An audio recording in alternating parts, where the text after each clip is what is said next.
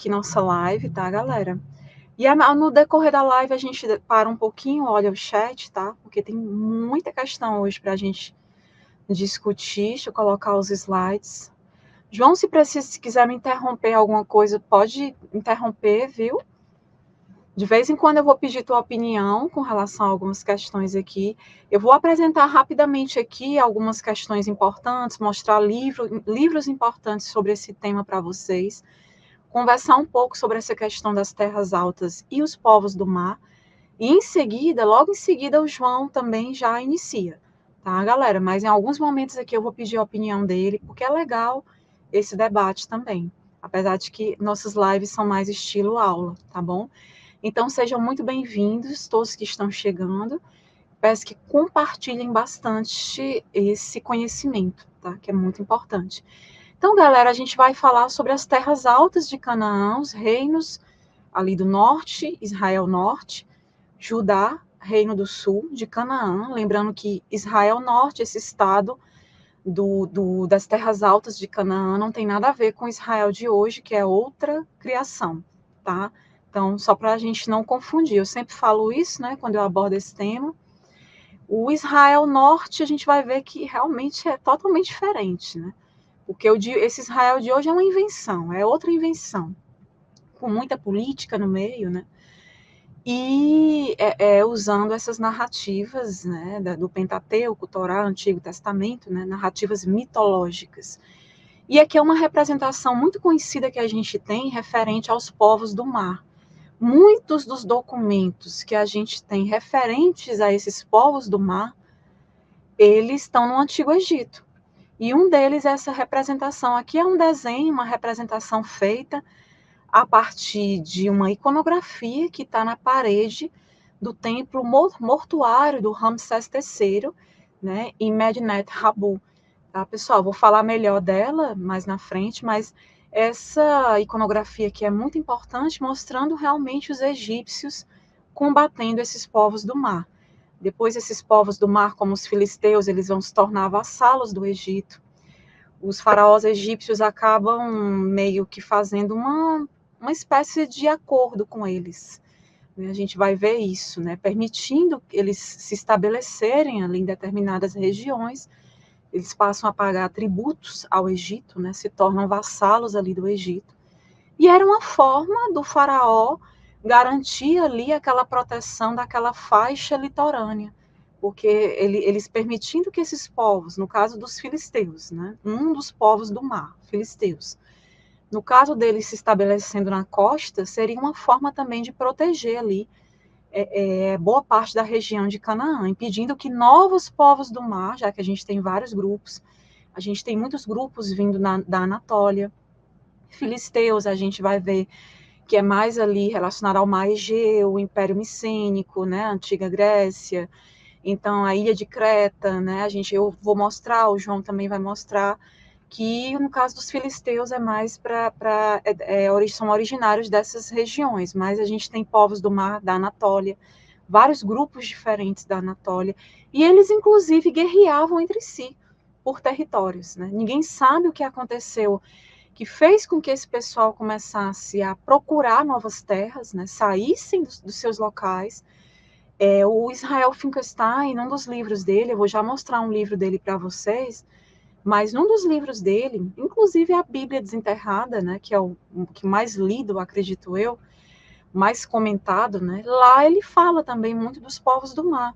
E ele coloca várias hipóteses, né, que pode ter sido a questão climática que fez esses povos realmente saírem de suas regiões em busca de novos territórios, né, e questões geopolíticas também, questão de conflitos armados, né, então tem toda essa questão, né, da cadência econômica de alguns reinos, e a gente logo mais vai falar um pouco melhor sobre isso. Então esse livro aqui, pessoal, é um dos livros muito importantes para a gente entender, principalmente, sobre Canaã, né, essas terras altas de Canaã, o Reino do Norte, Israel Norte, né, o Reino Esquecido, Arqueologia e História de Israel Norte, do Israel Finkelstein. Eu já tinha indicado né, esse livro para vocês em outras lives, né? Eu sempre gosto de indicar os livros do Finkelstein, vocês veem em várias lives, vídeos que eu indico, livros, obras dele, mesmo porque é uma pessoa, um arqueólogo experiente ali na região, e aborda a arqueologia de forma científica, olhando para as evidências, né? Professor da Universidade de Tel Aviv, se não me engano, e ele trabalhou ali, acho que mais de 30 anos, nesses sítios arqueológicos, né? Então, é uma pessoa que a gente vê ali uma honestidade intelectual, pelo menos na maior parte dos assuntos que ele aborda. Ah, Érica, você concorda 100% com tudo? Não. Vai ter um ponto ou outro que a gente pode discordar. Até mesmo porque tem algumas áreas que o Finkelstein não é tão especialista, mas na maior parte, 85%, a gente concorda com certeza, porque ele se detém a mostrar evidências, mapas das regiões em diversos períodos, ele analisa ali vários períodos, mostra um estudo estratigráfico, que é muito importante, a análise estratigráfica, né, para a gente entender os vários períodos, entender o que foi cada reino, cada região dessa, naqueles períodos anteriores, naquele passado distante, né, literalmente conversar com a cultura material, é isso que o arqueólogo faz, né, a gente conversa com a cultura material para tentar entender com o próprio sítio arqueológico, para tentar compreender toda a história a partir das evidências. Então, pessoal, a ideologia pan-israelita, criada ali originalmente no Reino de Israel durante ali o século VIII, antes da Era Comum, tinha justamente a função de fornecer todo um aparato ideológico e legitimatório para uma pretensa união política a todo custo entre Israel e Judá, né, eliminando as diferenças entre esses dois reinos que eram tão diferentes, mas a gente vê ali na Bíblia, na narrativa bíblica, o tempo todo a política e a religião para se unir esses dois reinos que a arqueologia mostra que nunca foram unidos, Israel Norte e Judá, eliminando ali as diferenças entre esses dois reinos e exaltando as semelhanças. É o que a narrativa faz, a fim de criar uma identidade unitária, um reino, super reino, uma monarquia unificada, que nunca houve. E não sou eu que estou dizendo. A arqueologia mostra isso e o Finkelstein mostra em vários livros dele essa questão, né, desses reinos, dessas terras altas de Canaã. Então, para isso, cria-se ali uma memória de uma época de ouro, uma super mega monarquia, na qual Israel, Norte e Judá estariam unidos em um reino ali de muita prosperidade, a super monarquia unificada de Davi e Salomão, que sabemos pelas evidências arqueológicas que nunca existiu. Tal memória, pessoal, se desenvolve no primeiro momento sob a égide ali de Israel Norte, que na segunda metade ali do século VIII, antes da Era Comum, tinha ali objetivos claros de conquistar Judá. Lembrando que já tem lives aqui, lives sobre judaísmo, mostrando anacronismos e adaptações nesses textos hebraicos do Antigo Testamento, Pentateuco, Torá, e a gente aborda muito sobre esses reinos, essas terras altas de Canaã, Israel, Norte e Judá.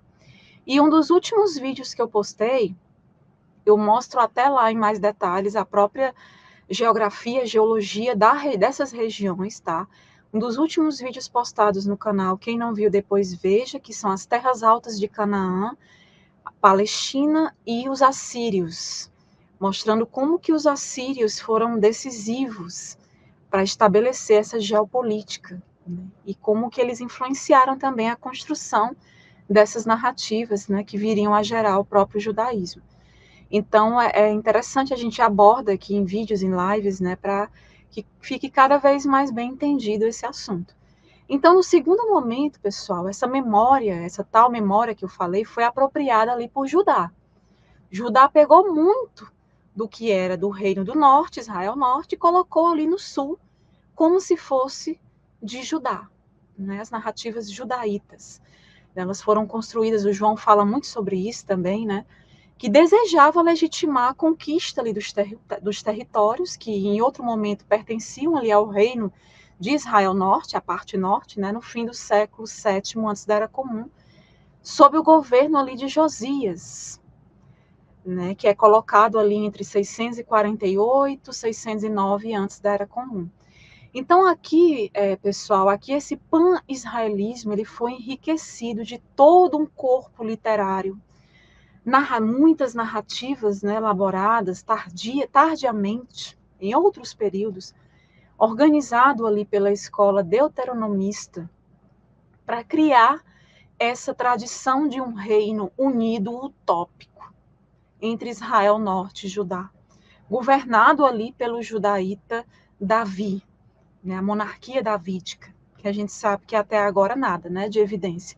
E, por fim, a ideologia pan-israelita ela foi fundamental para a manutenção identitária formada pelos grupos exilados ali na Babilônia, como a gente vê ali no século VI antes da Era Comum, uma vez que as tradições israelitas de Israel Norte e judaítas, Judá, foram condensadas com a intenção de formar aquilo que posteriormente seria conhecido como judaísmo. Veio a partir daí, dessa movimentação, dessa geopolítica, né, que acarretaria na construção dessas narrativas e, consequentemente, o surgimento do judaísmo. Lembrando que ali no Pentateuco, Antigo Testamento, Torá, da mesma coisa, temos narrativas tardias, tá? Isso é fundamental para entender toda a questão, principalmente para as pessoas que são novas nesse tema, estão conhecendo agora, né? É importante entender isso, né? Então, a atividade de construção, dado ali o suposto Salomão, da qual a construção do templo ali de Javé é a mais famosa, inclui também a construção de fortificações, estábulos em algumas cidades, né, está em 1 Reis, ambas nas imediações ali de Jerusalém, para guardar a fronteira ali dos filisteus. Eles já começam a abordar a questão dos filisteus, sendo que são narrativas tardias, eles nem tiveram contato, né, com filisteus. Então, eles tentam jogar para um período mais anterior, né? Por exemplo, Gezer, Bet-Horon, né? Ou muito mais ao norte, Meguido, Hazor, ajustando-se assim à imagem de um reino pan-israelita, né? Eles tentam fazer essa amálgama. Né? Então, estes dados bíblicos, eles foram anteriormente, pessoal, utilizados para interpretar os restos arqueológicos das portas e dos estábulos das cidades ali em Meguido, Gezer e Hazor. Né? Agora, porém, assim, a cronologia dos portões monumentais que foram encontrados da cidade, ela foi reduzida ali ao século IX, né? Ao IX século, antes da Era Comum, a época da dinastia de quem? Da dinastia honrida de Samaria. Essa dinastia honrida ali de Acabe, a gente tem muita evidência arqueológica, mas da monarquia, dinastia davídica, zero. Então, eles tentam atribuir alguns edifícios, né, portões encontrados, é Salomão, Davi, e nunca dá certo, infelizmente, né, é triste, mas nunca dá certo. Não há evidências, né, até a estela de Tel Dan, que fica lá no norte, né, do reino de Israel Norte, quase ali fronteira com, no caso hoje, o atual Líbano, né, região bem complicada atualmente, viu? Geopolítica ali está fervendo. Então, esse reinado de Salomão, ele permanece, então, carente ali dos edifícios monumentais que se diz que ele construiu. A arqueologia mostra, através das evidências e análises, que nunca houve tais construções. Até um portão que encontraram há um tempo atrás em Gezer, aí colocaram logo, do Templo de Salomão. É nada. Tá? Logo depois, os arqueólogos, os pesquisadores envolvidos na pesquisa descobriram que era a dinastia honrida. Né? Então, eles tentam fazer o malabarismo, né? E alguns seguem acreditando nesse malabarismo. Mas aqui a gente se atém aos fatos, às evidências. Né? E aqui, pessoal, esse outro livro que eu já tinha indicado na live passada, A História de Israel e a História de Israel, de Mário Liverani, todos os livros dele são maravilhosos. Esse aqui fala muito desses reinos das terras altas, ele mostra detalhes, toda a movimentação que houve, a instituição de rotas comerciais, né, o período, as campanhas militares, inclusive, empreendidas por outros povos nessa região. Então, ele vai mostrar ali toda a geopolítica, vai mostrar evidências arqueológicas, o que é que tem na Bíblia, o que é real, né, o que é que realmente a gente tem na realidade. Aborda muito arqueologia, né, livro do historiador italiano, né, Mário Liverani. Então, eu indico mais essa leitura para vocês para entender tudo isso. Tá? Um livro riquíssimo. E aqui a gente, na esquerda, a gente tem um mapinha, né, para vocês entenderem aqui a questão do Reino de Judá, né, ao sul, o Reino do Norte. Aqui na lateral de Judá, na lateral esquerda, a gente já tem os filisteus, um dos grupos desses povos do mar, filisteus, com as principais cidades aqui dos filisteus, né? E então esses filisteus, eles desde o século XIII antes da Era Comum, que eles começaram ali esse embate com os cananeus. Então eles são muito anteriores à construção dessas narrativas bíblicas. E aqui Israel Norte, né, a gente tem as principais cidades, Samaria, Siquém, ao sul, Judá, a gente tem Jerusalém, né? Então só para vocês entenderem um pouquinho essa questão. E assim, até os empreendimentos comerciais que a Bíblia atribui a Salomão também são muito suspeitos, né? As aventuras marítimas ali descritas em 1 Reis, envolvendo o rei de Tiro, que se diz ter contribuído com seus próprios marinheiros experientes, né? Exibem ali a forma literária de um conto de fadas, né? E são bastante implausíveis para um reino centrado nessas terras altas, né? Então, o primeiro assentamento em Tel El-Kelefé, né, o suposto porto salomônico, né, de Ezion-Geber, pode ser datado arqueologicamente do século VIII, né? Então, as explorações comerciais em terra, ali naquela região, ao longo da rota de caravanas que liga ali o Iêmen, a Transjordânia, o Iêmen que está ali no sul da Península Arábica, né, que liga ali, próximo ali, vizinho ao Estreito de Bab el-Mandeb, né? Então, essas rotas comerciais, essas caravanas que ligam ali o Iêmen à Transjordânia, são todos tecidos de elementos de contos de fadas que a gente vê, né, nas narrativas bíblicas.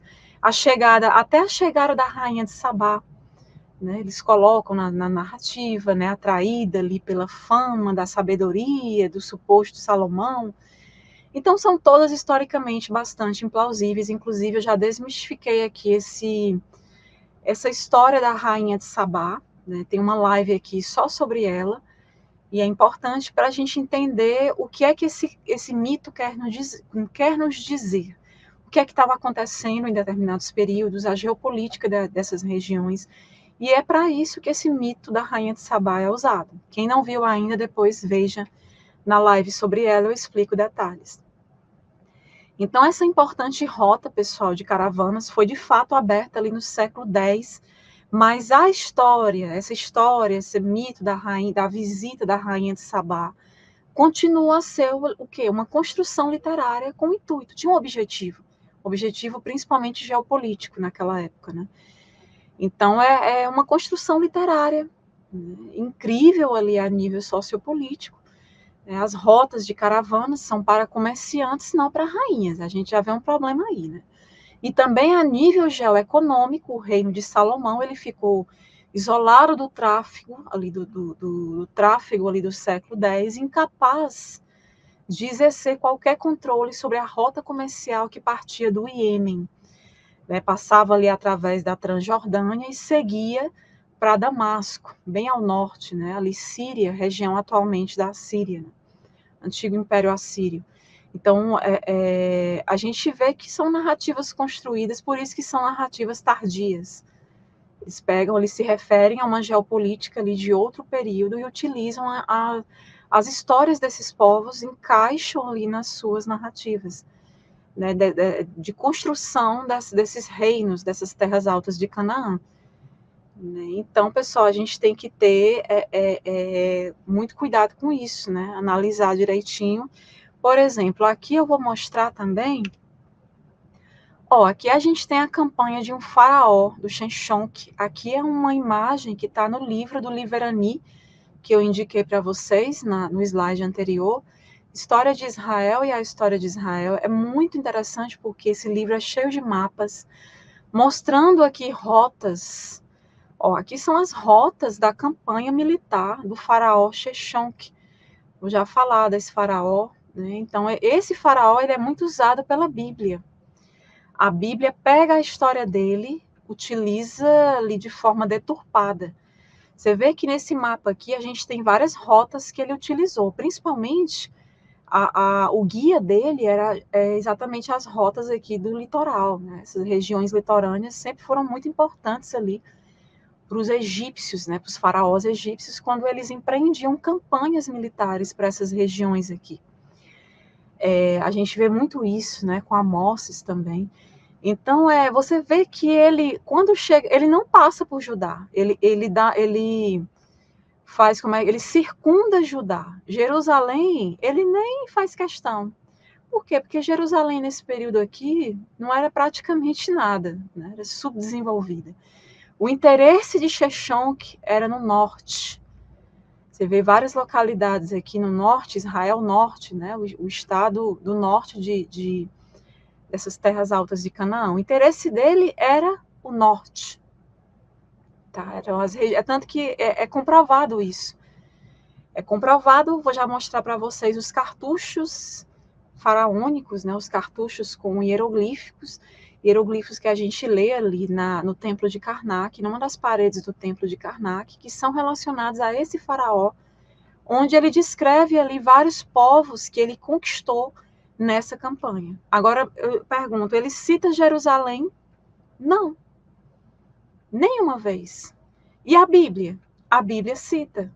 A Bíblia diz que o intuito dele era conquistar a megapotência de Jerusalém. É mentira. Desculpa o sarcasmo, né? Não tem como evitar. Tem gente que se chateia, né? Desculpa, tá, galera? Mas é a verdade dos fatos. Fazer o quê, né? Por isso que a gente tem que... Oi, João.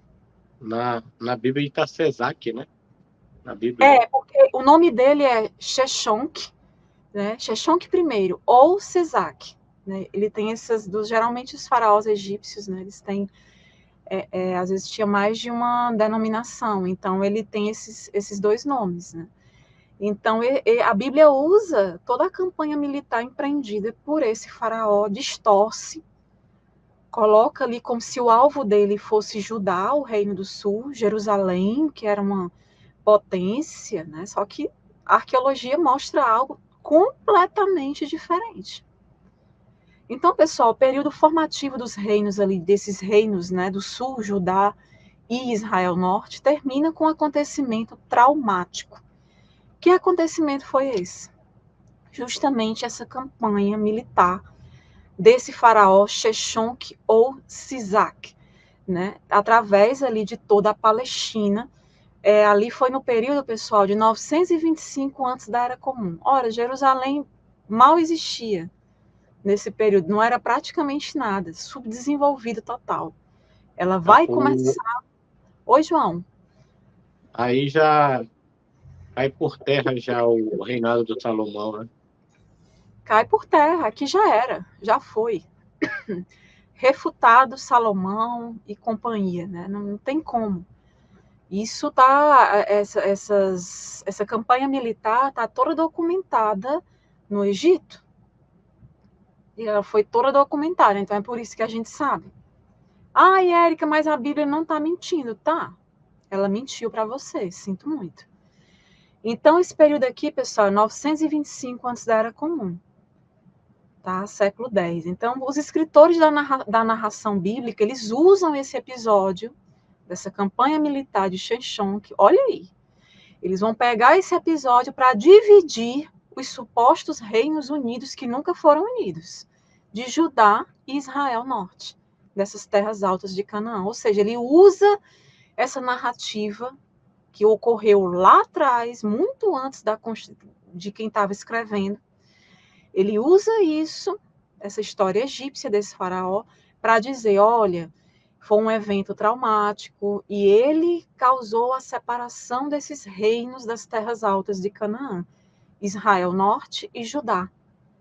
Então, só que isso não acontece. Esses reinos nunca foram unidos, né? Então já começa errado aí. Só que para vocês entenderem como ocorre a manipulação ali na narrativa, quem estava escrevendo. Então, este episódio é conhecido, inclusive, pela inscrição que eu vou mostrar para vocês, do próprio faraó no templo de Karnak, onde a gente vê ali vários cartuchos ou cartelas, que são... Vou mostrar para vocês, eu já expliquei o que é um cartucho hieroglífico em outras lives sobre Egito, mas eu vou mostrar. Em cada cartucho desse, ou cartela, ele coloca o nome de povos que ele conquistou. Ele vai colocar, vai se referir a várias localidades, mas não vai citar Jerusalém, por exemplo, né? Então, contradiz totalmente a narrativa bíblica, nessa cultura material, essas iconografias que estão no templo de Karnak. Incluindo ali, pessoal, ele vai mostrar uma longa lista de lugares atravessados, lugares que ele conquistou, né, que foram possivelmente destruídos. Então, a gente vê que não tem nada a ver, né, isso tudo. Aí lá na Bíblia, acho que é 1 Reis e 2 Crônicas, você vai ver ali sobre uma questão de um tributo pago por Roboão de Judá, né? Então, não tem nada a ver isso, né? Eles, como se ele tivesse ficado ali vassalo do Egito, né? Por causa da campanha desse faraó. Então, eles tentam fazer um malabarismo incrível, né? Colocar esses personagens mitológicos ali, mas quando a gente olha para os fatos, a gente tem outra história, né? Então, uma invenção bíblica distorcendo a história egípcia, para piorar. Então, a campanha desse faraó parece ter ocorrido ali após, a Bíblia coloca, né, após a morte do suposto Salomão, com os 2 reinos de Judá e Israel já divididos. Então, o sincronismo entre a cronologia egípcia e bíblica, contudo, pessoal, apresenta sérios problemas, e alguns estudiosos sugerem datar a campanha nos anos finais do reinado de Salomão, que a gente sabe que é um personagem fictício, né? E a gente já sabe que são narrativas tardias. Então, a invasão é útil para reconstruir o contexto palestiniano, região palestina, da transição do presumível Reino Grande e Unido de Salomão, que nunca existiu, para os reinos divididos de Judá, onde a gente tem lá o Roboão, né? Filho lá do Salomão, do suposto Salomão, e Israel Norte com o Jeroboão. Então, essa invasão, essa campanha militar, da forma como eles colocam distorcida na Bíblia, vai servir para isso, para separar esses reinos. Né? Para aí eles vão dizer, olha, foram separados por causa disso, né? Vão botar a culpa em alguém, um inimigo. É sempre assim, né? São os inimigos deles, os culpados, né? Os inimigos têm que ser eliminados, têm que ser extirpados, né? Sempre assim. Eles usam a campanha do Sheshonq, ou Sesac, distorcem a história correta para gerar a separação entre esses reinos das terras altas de Canaã, Palestina, né? Na região da Palestina, Canaã. Então, o interesse do faraó Sheshonq era o norte, sempre foi. Os cartuchos dele, os cartuchos ali que estão na parede, numa das paredes do templo de Karnak, eles mostram isso. Tá aqui os cartuchos, ó. Então, ó, vocês estão, não sei se dá para ver direitinho, aqui é uma das paredes do templo de Karnak, a gente tem o deus Amon, ó, o deus Amon aqui em pé, né, com a coroa a dupla pena de avestruz aqui. E ao redor do deus Amon, a gente tem uma série de cartuchos hieroglíficos. E aí a gente botou uma lupazinha, né? Vocês estão vendo aqui, eu já mostrei isso em live, em outra live. E aí vocês estão vendo, cartuchos é justamente isso aqui, essa cartelinha, né? Você vê que tem várias... esse bonequinho que eles desenharam aqui, né? Cada um tá levando uma cartela, ou cartucho, tá? E dentro de cada cartucho desse, eles colocam a denominação de um povo que foi conquistado na campanha desse faraó. E outro detalhe interessante, João, olha só, eu lembrei da Estela de Merneptah, né? Por que a estela de Merneptah é Isiriá e não Israel? Bom, se você acredita que Isiriá é Israel, ótimo, siga em paz com a sua crença. Se você acha que Isiriá é Israel, Isiriá é Isiriá. Não tem nada a ver com Israel, mesmo porque falta um detalhe. Falta um detalhe na inscrição que é Isiriá na estela de Merneptah, que aqui tem, que é um signo determinativo hieroglífico para a terra estrangeira. Não sei se vocês estão vendo, eu já citei várias vezes isso. É esse signo hieroglífico que tá, é o último signo hieroglífico que está no finalzinho dessas cartelas, né, desses cartuchos. Se você olhar para cada um deles, no final tem um signo hieroglífico que parece 3 quebra-molas seguidos. Isso é um determinativo de terra estrangeira, regra cânone da escrita hieroglífica. Eu estou me referindo a um povo, a uma terra estrangeira, eu tenho que usar.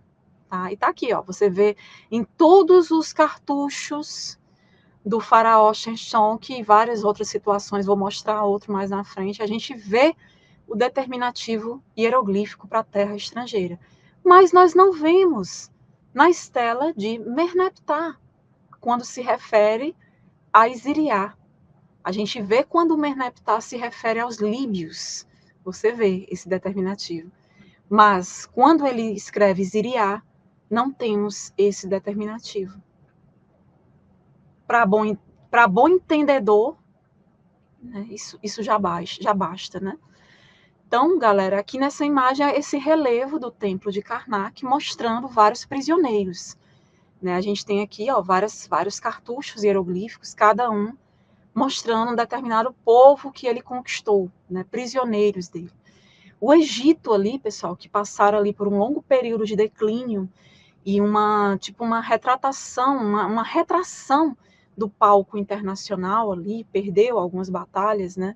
Por fim, eles voltaram a estar preparados para reafirmar ali seu poder sobre as terras do norte, os vassalos lá de Canaã, que eram vassalos, cidades-estados, vassalas do Egito, né, do Antigo Egito. Em torno ali do final do século X, antes da Era Comum, finalzinho do século X, antes da Era Comum, o faraó Sesaque, ou Sheshonq, que ele é o fundador da 22ª dinastia. Né? Então, o Sheshonq, pessoal, é como ele está nas inscrições egípcias, tá? Mas na Bíblia, realmente, ele está como Sesaque. Ele lançou um ataque ali fulminante para o reino do norte ali de Canaã, realmente, né? Essa invasão egípcia, ela é mencionada na Bíblia a partir de uma perspectiva claramente judaíta. Quem estava escrevendo colocou como se a invasão que ele fez fosse referente a Judá, região norte, Reino do Norte. E na passagem que oferece a mais antiga correlação entre registros históricos externos e o texto bíblico, vai dizer, ó, em 1 Reis, capítulo 14, versículos 25 e 26, tem no 5º ano do reinado de Roboão, filho lá do Salomão, Sesaque, rei do Egito, atacou Jerusalém. Olha a mentira da Bíblia. Atacou Jerusalém. Mentira. Levou os tesouros do templo do Senhor, para piorar, e do palácio real. No caso aqui, palácio de Salomão, né, o suposto. Em uma palavra, levou tudo. Ou seja, botou o faraó ainda como ladrão, né? Inclusive todos os escudos de ouro que Salomão tinha mandado fazer.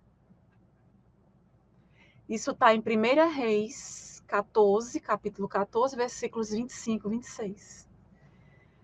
Ai, quanta deturpação, né, João? Gente, que é isso?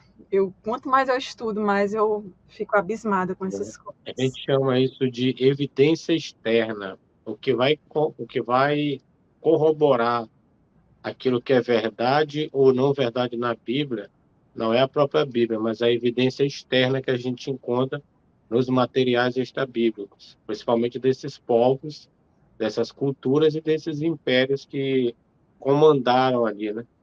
O Egito, por mais de 300 anos, controlou Canaã. Pois é. Então a gente já tem uma ideia, né,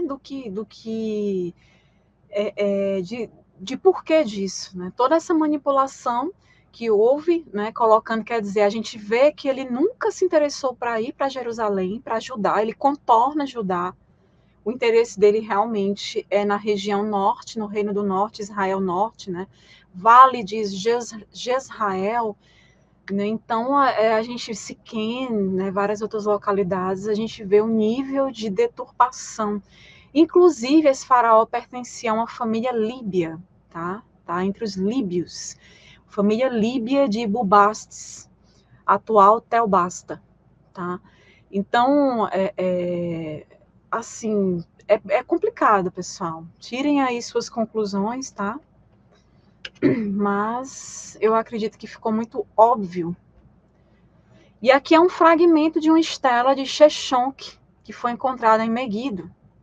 Meguido está na região do Reino do Norte, né? Conforme mapas que eu já mostrei aqui para vocês, está na parte norte. Reino do Norte, Israel Norte, terras altas de Canaã. Então, claramente, né, essa estela deixada quando o exército dele passou.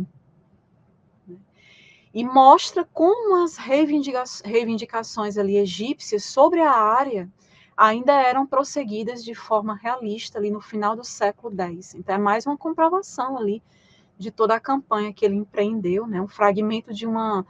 Tem também, eu não coloquei aqui, mas tem um fragmento de uma estátua de Sheshonq, de Biblos, e uma estatueta de um mensageiro faraônico em Canaã e na Palestina, do mesmo período também, revelam ali contatos diplomáticos oficiais entre Egito e esse reino do norte de Canaã.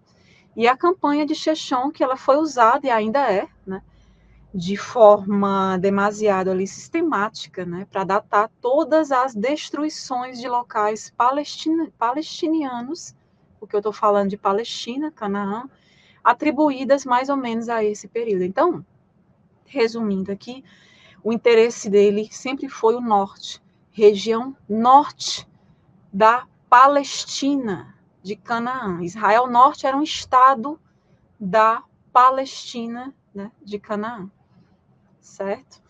Este procedimento é questionável, mas não é improvável que a crise que se abateu ali sobre os assentamentos no Negev, a chamada chefia de Tel Massos, né, tenha sido resultado dessa expedição egípcia.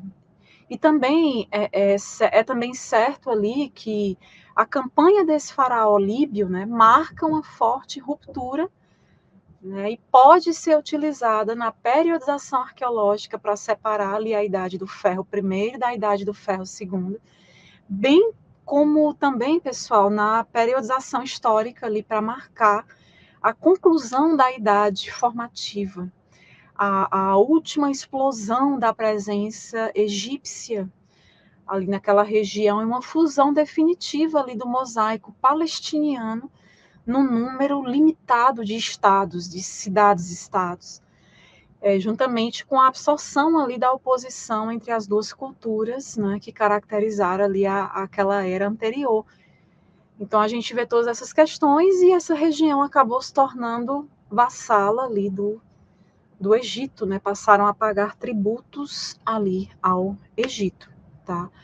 E aqui um outro mapa da região, né, só para vocês terem uma ideia, depois vocês olhem com calma em algumas regiões importantes, né, ó, Damasco, Reino de Arã.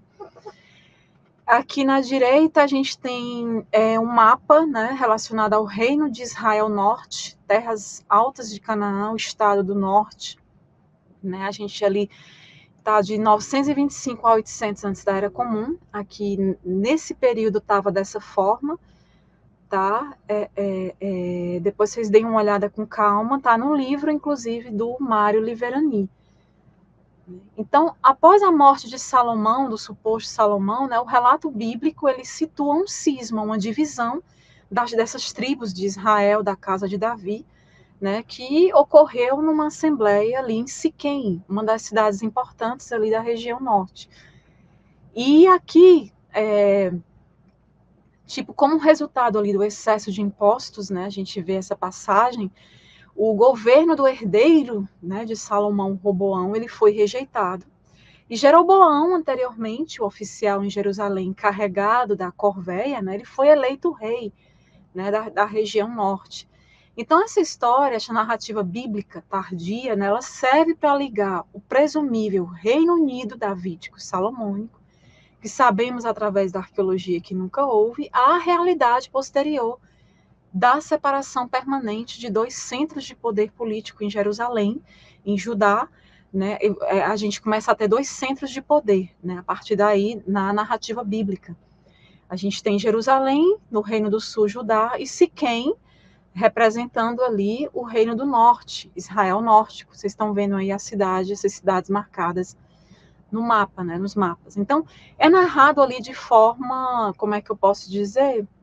De forma colorida, com o diálogo ali entre o rei e a população, sublinhando a oposição entre a lealdade tribal e a opressão real.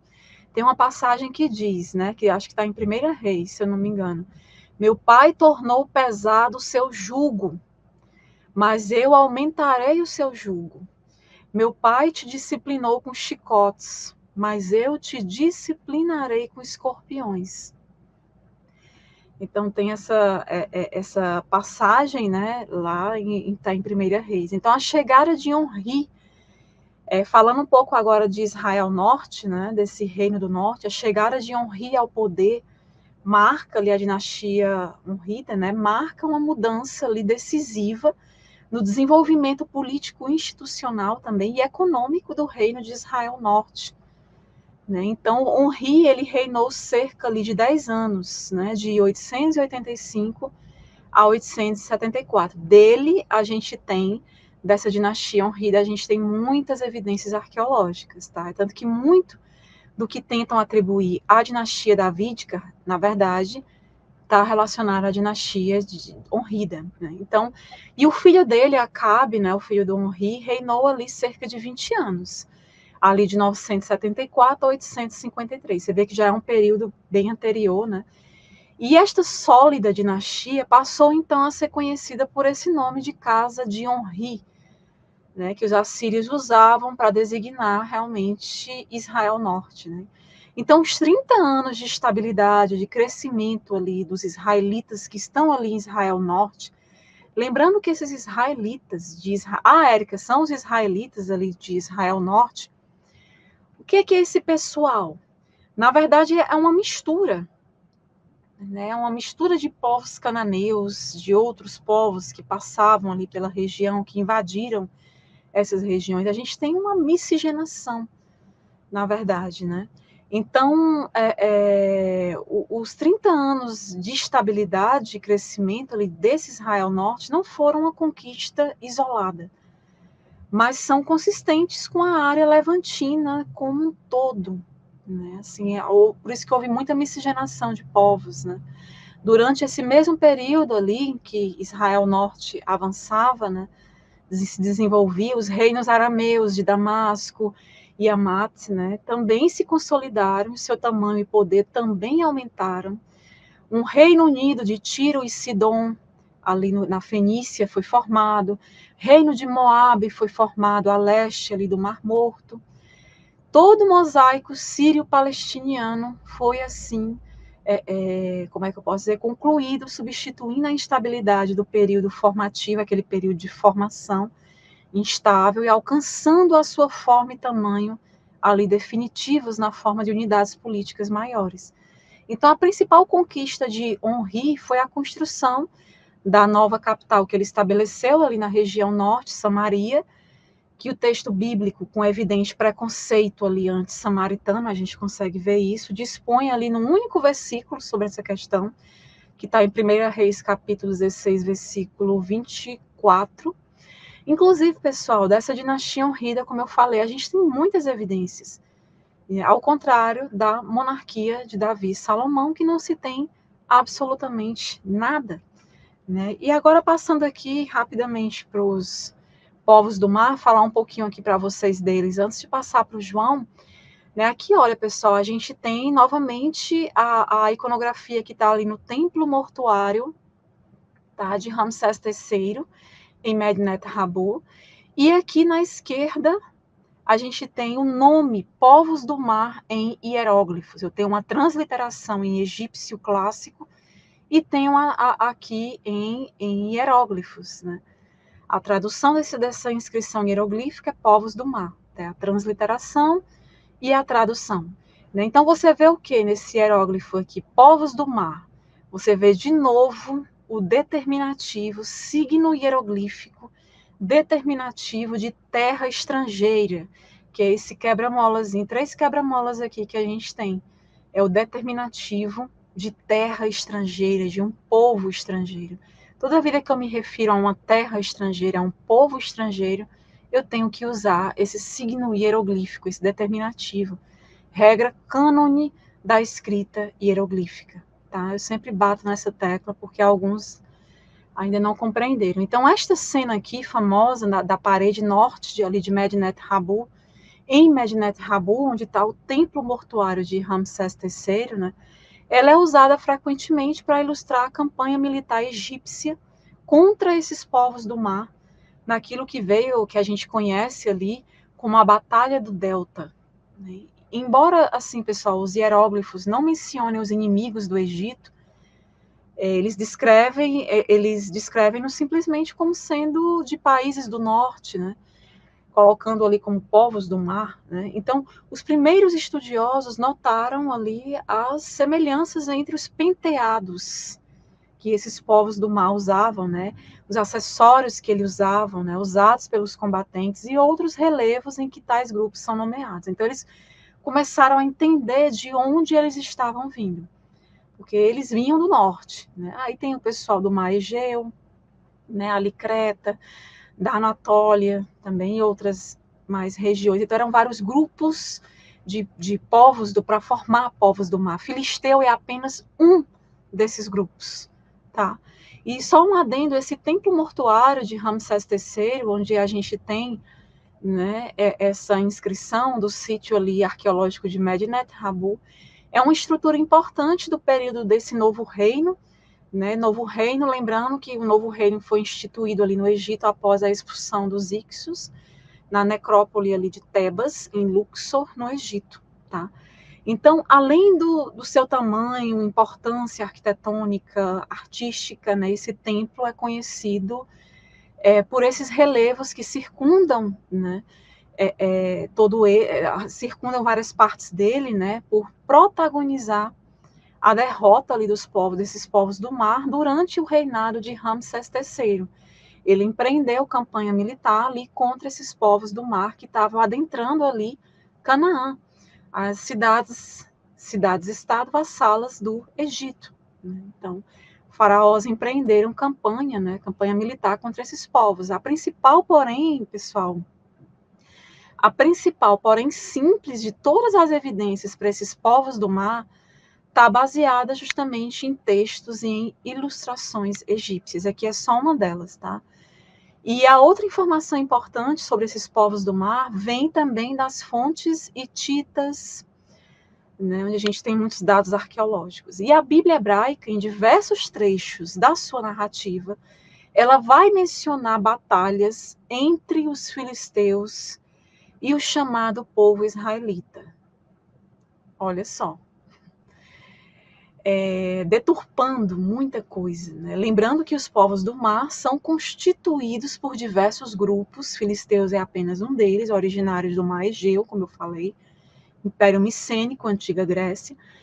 Mas assim, pessoal, na verdade, quando a gente olha para a realidade, para a arqueologia, para a historiografia, o que nós temos naquelas narrativas são as memórias dos cananeus. Quem combateu povos do mar? Egípcios e cananeus. Tá? A gente não pode dizer israelita, tá? Na verdade, a gente tem memórias dos cananeus quando eles tiveram que lidar com essa invasão dos povos do mar. Em seguida, ali, a permanência, a assimilação dos ditos povos do mar e dos seus descendentes ali na região de Canaã, que houve uma miscigenação ali. Então, na verdade, não ocorreu um processo de dominação, como descreve a narrativa bíblica por parte de um personagem mitológico, o rei Davi, para com estes filisteus. Eles botam ali na monarquia, na dinastia davídica, né? Ele combatendo ali os filisteus. A gente tem ali a narrativa de Davi e Golias, né, que já vem de um conto egípcio de Sinué, de uma lenda egípcia, né, até isso. Então, é aquela coisa da apropriação, né? Então, eles pegam essa questão dos filisteus, foi com os próprios cananeus e com os egípcios, né? E aí eles colocam como se fosse algo ali que a dinastia, a monarquia davídica combateu, e não é. A gente sabe que é mais uma mentira, é mais uma deturpação, tá? E aqui outro livro, pessoal, um dos autores, já indiquei esse livro já em algumas lives, um dos autores dele é o professor Ademar Caifé, tá? Teólogo, arqueólogo, Uma História de Israel, leitura crítica da Bíblia e arqueologia. Estou indicando novamente porque tem uma parte que ele fala muito dos filisteus. Eu vou passar aqui um pouco para vocês. Aqui na direita a gente tem mais um mapinha, né, mostrando quando tem umas estrelinhas verdes, é capital, tá? A gente vê Jerusalém, relacionada a Judá, Samaria, né? A nova capital aqui do Reino do Norte, Israel Norte, né? A gente tem aqui as terras dos filisteus, né? Onde eles se estabeleceram, inclusive com permissão dos próprios faraós egípcios. A gente tem várias cidades importantes filisteias, né? Tem alguns templos em alguns locais como Betel, tá? Depois vocês analisem com calma, tá? É bom estudar olhando para o mapa. Então, pessoal, o que de fato ocorreu, né, foi um longo processo de embate e culturação desses povos, né, os povos do mar, até que esses mesmos, né, os povos do mar, eles passassem a fazer parte da integrada sociedade cananeia, porque houve uma miscigenação. Então, nesse livro do professor Ademar Caifé, Uma História de Israel, leitura crítica da Bíblia e arqueologia, tem um capítulo que fala: os filisteus buscam controlar as montanhas. Eles começam a sair do litoral e adentrar mais, né? Então, pessoal, o incremento da produção camponesa pelo crescimento ali da população, pela introdução do ferro, do boi na agricultura, pode conter ali memórias de um período, né, ampliação, aumento do comércio, várias rotas comerciais surgindo, fazem aumentar a cobiça pelas regiões montanhosas da Palestina Central. Esse mapa aqui tudo é Palestina, né? Canaã, Palestina. E aí você vê as regiões mais centrais, são regiões mais montanhosas, né? E aí esses povos do mar começam a querer adentrar ali o território. Então, a produção excedente, o movimento comercial nas montanhas, várias rotas, novas rotas comerciais, fazem com que esses filisteus, que é uma das categorias desses povos, né, um grupo desses povos do mar, tenham o desejo realmente de integrar as regiões montanhosas e o Planalto Central, ali com suas rotas comerciais, né? Eles queriam integrar essas regiões montanhosas às áreas onde eles estavam estabelecidos, as áreas costeiras, litorâneas, que já eram dominadas ali por eles, né? E dessa forma eles queriam controlar a produção, o comércio do nascente Israel Norte, né? Então esse movimento filisteu, ele deve ter acontecido, observem bem a data que eu vou falar, por volta ali de 1030 antes da Era Comum, né? Muitos desses povos do mar são originados também da Anatólia, na atual Turquia. Então agora a gente pode entender de fato por que os filisteus eles desenvolvem ali um papel importante nessas narrativas davídicas, né, do primeiro livro ali do profeta Samuel. Lembrando que não temos nada de um Davi histórico, tá? Já tem vídeos e lives no canal abordando isso. Os filisteus, eles são colocados na época de Davi, por quem estava construindo essas narrativas, de acordo com a narrativa bíblica. Lembrando que são narrativas, como eu falei, tardias, tá, pessoal? Só para finalizar aqui, muitas das façanhas de Davi são inspiradas, inclusive, na vida do faraó egípcio Tutmoses III. A questão do gigante guerreiro filisteu que é derrotado, Golias, né, é inspirada ali no conto egípcio de Sinué. Tem um vídeo aqui no canal sobre isso. Então, eles tentam fazer um malabarismo para colocar ali os filisteus sendo subjugados por essa monarquia davídica. Tá? Isso não aconteceu. Tá? Então, pessoal, o que nós temos são memórias de redatores da época na qual os filisteus tentaram controlar Canaã, que eles tentaram controlar principalmente as rotas comerciais, tá? E regiões agrícolas também, áreas onde havia uma maior movimentação demográfica, os filisteus tentaram controlar. Né? E esses bandos, eles começaram a chegar nas regiões planas de Canaã, ó, desde o século XIII antes da Era Comum, até ali por volta do século X, século IX, durante ali o reino de Ramsés II, século XIII, né? Então, esses filisteus, eles não são fruto de um único movimento migratório, nem de uma mesma origem, nem possuem uma única trajetória rastreável, tá?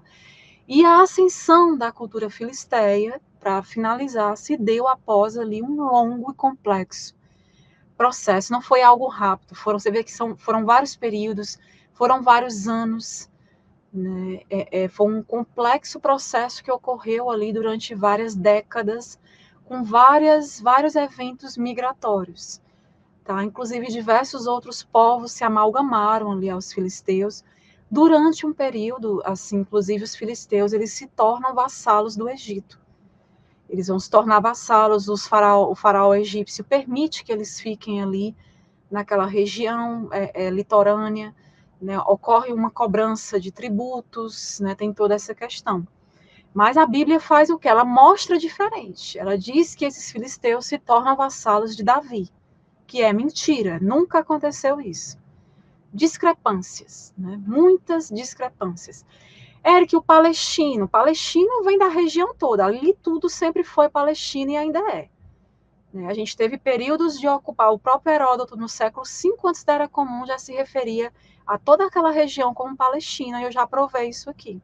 Tem historiador, o Zachary Foster, é um PhD em História da Palestina, ele mostra isso em detalhes nas obras dele, no site dele, documentação. Então, tudo sempre foi Palestina, e ainda é. Hoje ela está ocupada, né, por um outro estado, mas é Palestina, tá? Então, o que é que eu ia falar? Palestinos, eles surgem de uma miscigenação também. A gente vê que se você for olhar para a genética, a gente vai explicar isso em outra live sobre genealogia desses povos, mais de 80% da genética dos palestinos vem dos cananeus. Tá? Então, é errado dizer, eles vêm dos filisteus, são descendentes dos filisteus. Não, a gente teve uma amálgama ali, uma miscigenação. Né? E tanto palestinos como judeus, né, vieram a partir dali dos próprios cananeus, né, a miscigenação que ocorreu, né, os judeus que estavam ali na época da Judéia, né, depois daquela diáspora, antes de ocorrer aquela diáspora, após a queda de Jerusalém, né, em 70, logo depois ocorre a diáspora, e aí eles vão, a maioria, para o leste europeu. Então, a maioria deles hoje, do povo judeu, eles são originários ali do leste europeu. Né? O palestino não, ele é daquela região, ele é cananeu, tá? Só para esclarecer.